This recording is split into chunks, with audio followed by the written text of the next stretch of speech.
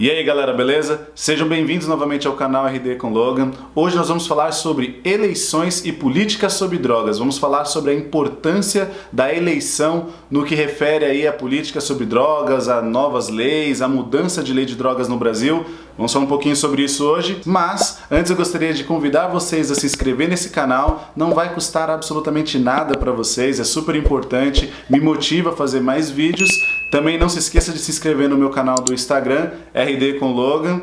E é isso, gente. Espero que vocês gostem. Qualquer coisa, coloca um comentário aqui o que vocês acharam do vídeo. Dê um like, compartilhe com seus amigos e é isso. Roda a vinheta aí, vamos lá.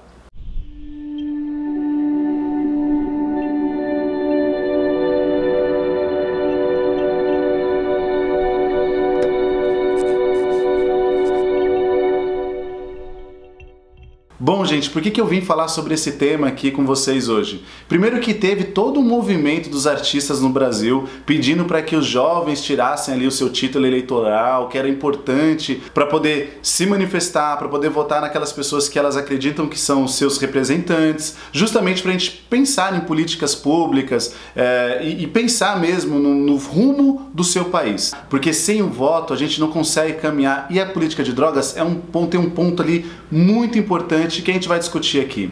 Mas por que eu estou falando isso?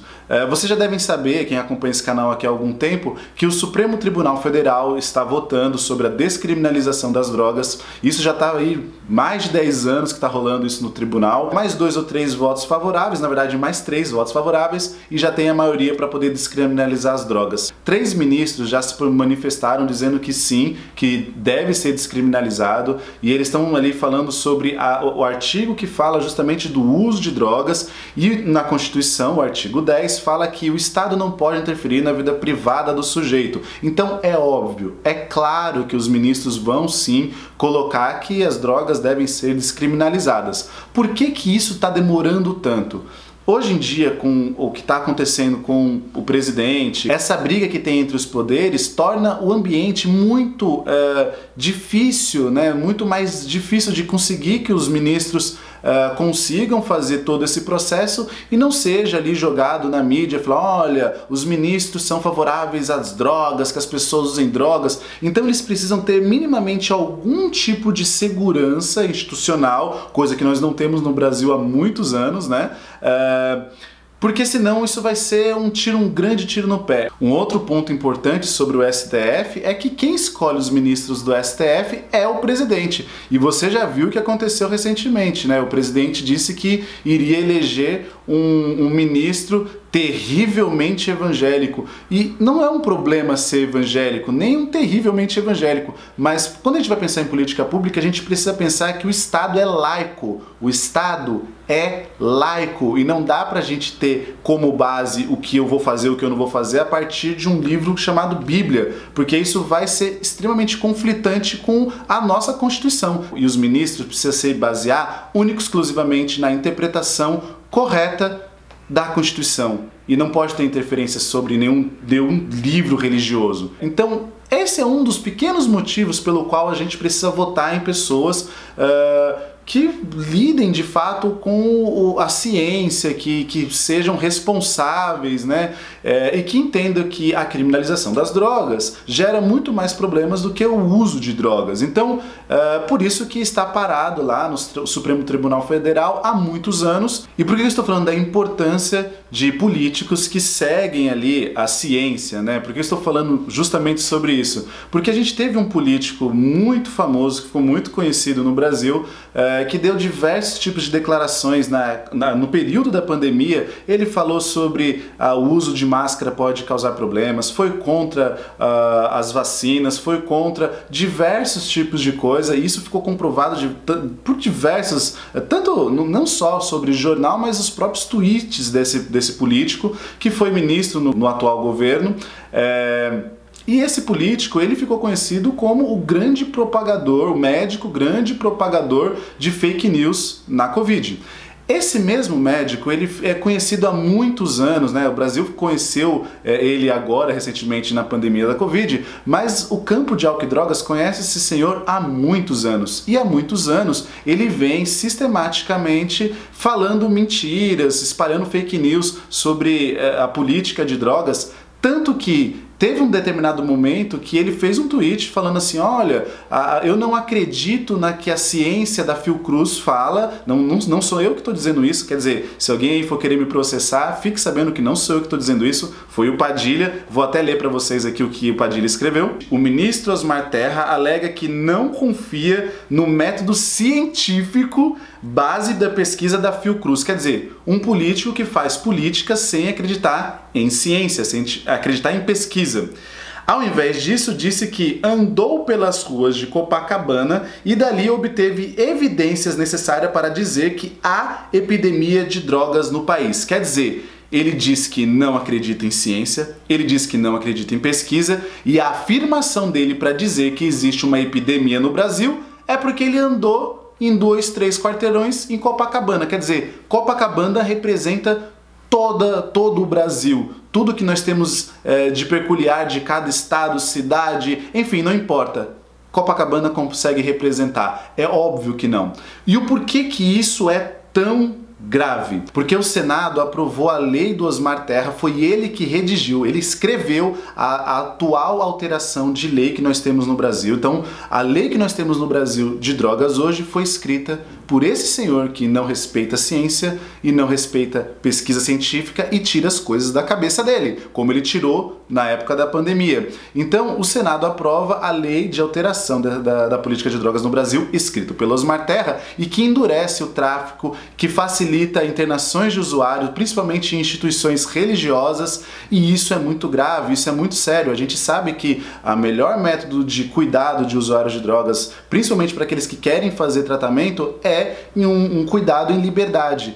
Procurem, pesquisem, não vote em qualquer um porque o amigo indicou, o vizinho falou que ele é legal, não. Pesquisem as propostas dessas pessoas, pesquisem a história dessa pessoa, pesquisem se ele já falou bobagem na internet, e se ele falou bobagem, tudo bem, às vezes a gente fala bobagem mesmo, mas se ele já se redimiu, se ele não se redimiu, se ele continua fazendo essas coisas, porque o atual presidente falava as atrocidades que ele fala hoje há mais de 20 anos, não é de hoje. A gente já sabia que ele era racista, que ele era fascista, que ele falou que ia dar um golpe e a gente elegeu ele como presidente. Então a gente precisa pensar, a gente precisa repensar, pesquisar nas pessoas que a gente quer votar ou não, porque depois a gente vai ter que aguentar essas pessoas por 4 ou 8 anos. É muito importante a gente lembrar que a questão das drogas, ela é multifatorial, então ela passa sim sobre o tratamento, sobre o cuidado e acolhimento com os usuários de drogas, mas passa também pela questão da moradia, da educação, da saúde,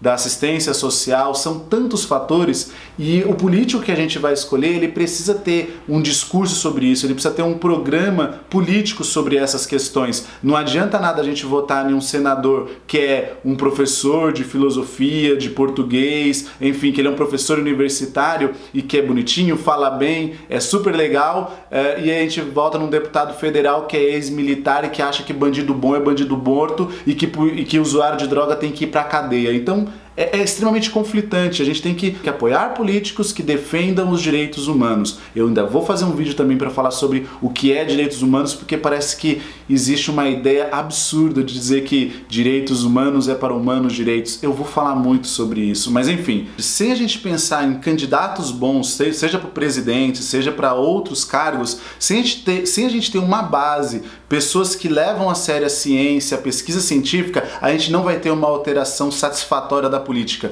E eu tô dizendo isso para vocês e que precisa ser levado em consideração que não adianta votar apenas no presidente ou no governador. Precisamos escolher bem os senadores, deputado estadual, deputado federal, porque senão acontece o seguinte, acontece o que aconteceu, acho que se não me engano em 2011, quando foi criada a RAPS. Porque é isso. Enquanto você vota num presidente que é ok, que entende a importância da descriminalização, que entende a importância do cuidado à liberdade, se a gente não votar em deputado, em senadores, deputado estadual, deputado federal, governador, prefeito, vereadores, o presidente não vai conseguir fazer nada sozinho, ele vai ter que dialogar e vai ter que barganhar. Então, por exemplo, a RAPS, quando foi criada, é um exemplo assim no mundo inteiro. Só que dentro da RAPS nós temos as comunidades terapêuticas, o que ao meu ver, é um grande erro, um grande equívoco.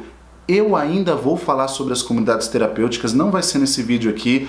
O que é delas está guardado. O Brasil está do jeito que está por conta do Centrão, por conta do BBB, a bancada da bala, a bancada da Bíblia e a bancada do boi. E por conta de duas dessas bancadas, a política de drogas tem uma grande dificuldade de avançar. A bancada da bala porque quer dinheiro justamente para continuar com a guerra, porque ela ganha dinheiro com a guerra. A cada bomba, a cada bala de borracha que é jogada na Cracolândia, no centro de São Paulo, ou a cada tiro que acontece na favela da Rocinha, essa bancada ganha dinheiro e ganha força, e ela consegue muito bem dialogar e ser simplista e falar, olha, é isso mesmo, tem bandido, temos que atacar, temos que matar, bandido bom é bandido morto. Isso é péssimo. Se o presidente for aquele que você considera que vai pensar numa política de drogas boas, mas ele tiver que barganhar com a bancada da Bíblia, por exemplo, ele ainda vai ter uma grande dificuldade para poder acabar com essas instituições religiosas e que acaba recebendo todo o dinheiro, toda a verba que deveria ir para o SUS, que deveria ir para o CAPS-AD, para o cuidado em liberdade. Então é muito importante que a gente pense nisso. É importante a gente pensar como está sendo a atual política de drogas no Brasil, como que está sendo a saúde mental.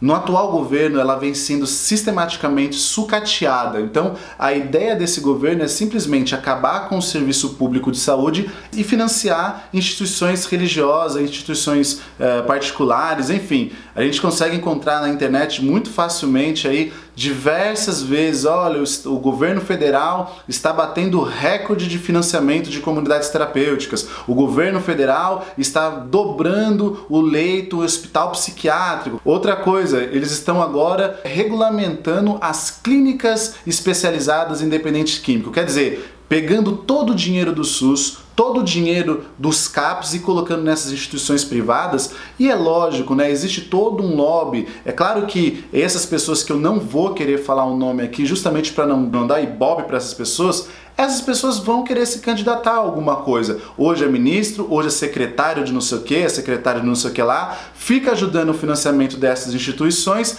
e é claro que agora, quando chegar as eleições, vai tentar se candidatar a deputado, a senador ou qualquer algum tipo de coisa. E essas instituições vão apoiar essas candidaturas. E é claro que vão apoiar, porque esse governo, né, principalmente esses secretários que estão cuidando aí da questão de álcool e drogas, eles são muito contra o vício, mas eles estão dentro de um grande círculo vicioso, porque ao mesmo tempo que eles financiam essas instituições, quando chega as eleições, essas pessoas se candidatam, essas instituições apoiam a candidatura dessas pessoas, quando elas entram no poder, eles voltam a financiar essas instituições e na próxima eleição eles se candidatam de novo e essas instituições acabam apoiando essa pessoa de novo. E assim a gente tem ali um grande lobby dessas instituições de cárcere privado, de cuidado asilar, de um cuidado que priva o sujeito de liberdade e que não funciona. Não existe nenhum tipo de comprovação que diz que esses cuidados, que essas pessoas presas vão conseguir se recuperar muito mais do que aquelas pessoas que estão tendo ali um cuidado de liberdade. Muito pelo contrário, nós temos pesquisas científicas que comprovam que as pessoas que estão fazendo o cuidado de liberdade conseguem alcançar, principalmente quando elas querem, a abstinência muito mais rápido do que quem está preso, quem está dentro de uma instituição asilar, quem está dentro de uma instituição que tem ali muito mais um cunho religioso e que tem a ideia da conversão daquela pessoa. Então ela quer fazer ali um cuidado através da conversão. Para vocês terem uma ideia, o atual governo ele fez editais para financiar instituições religiosas para concorrer ali a dinheiro, uma verba bem grande inclusive, para leitos de pessoas que fazem uso de álcool e outras drogas para ser internado nessas instituições. E esse edital ele era destinado única e exclusivamente a instituições religiosas. Quando o governo passa a fazer esse tipo de coisa, ele deixa de ser laico. E isso é muito grave. Quer dizer, sem falar na questão de que o sujeito que está sendo internado pode ser ateu, pode ter outro tipo de religião que não seja aquela daquela instituição, e isso é uma violação de direitos humanos, e isso é crime. Não é problema nenhum instituição religiosa receber verba do governo, mas quando você tem um edital exclusivo para instituições religiosas, isso é muito sério. Então é isso, gente, é muito importante a gente tomar cuidado porque essas pessoas estão em um círculo vicioso e a gente tem que tomar cuidado, porque essa é uma máquina de fazer dinheiro e de tirar o dinheiro para o SUS, do cuidado em liberdade, de tirar o dinheiro do serviço público de saúde para colocar no bolso de donos dessas instituições de internação e de internação involuntária, compulsória, enfim. Mas como eu havia falado para vocês, gente, eu não vou aprofundar aqui sobre a questão das clínicas de internação, das comunidades terapêuticas, eu vou fazer um vídeo totalmente especial para elas. Mas eu gostaria de falar uma outra coisa para vocês. Não adianta também votar só no presidente, né, como eu havia falado, deputados, senadores. Olha só para vocês darem uma olhada. Eu vou pegar aqui só um ponto muito específico. Vou colocar aqui a manchete para vocês. O que o Dória falou, né, que o Dória falou que ia acabar com a Cracolândia no centro de São Paulo. Márcio França falou que ia acabar com a Cracolândia. O Kassab falou. O Alckmin falou. Quer dizer, todos os governadores de São Paulo disseram que iria acabar com a Cracolândia. E olha o que está acontecendo. Ano após ano, as respostas são sempre as mesmas. Bomba, tiro, repressão, e isso não resolve o problema, porque aquelas pessoas, elas estão ali em vulnerabilidade, sem moradia, sem contato com a família, com vínculos familiares e comunitários rompidos, sem acesso a esporte, lazer, cultura, moradia, enfim, com violação de direitos humanos, enfim, com uma série de violações, e pensar que aquelas pessoas com tiro e com bomba e com repressão vai resolver é um ledo engano. Nós tivemos aí vários governadores, como eu apontei aqui, que quiseram fazer algum tipo de repressão ali e que isso não resolveu e não vai resolver, mas ajuda muito eles a ganharem voto, porque a população acredita que fazer uma repressão naquele espaço é uma coisa boa, e não é. Então a única coisa que faz essa repressão é ganhar voto. O governador fala, vou fazer uma ação na Cracolândia, e logo em seguida ele tenta a reeleição e ganha. Aconteceu diversas vezes. Enfim, gente, a gente precisa pensar um pouco sobre isso. Eu espero que vocês tenham gostado desse vídeo. Quem gostou, dá um like, comenta, compartilha com seus amigos. E é isso, gente. Espero que vocês tenham gostado e até a próxima.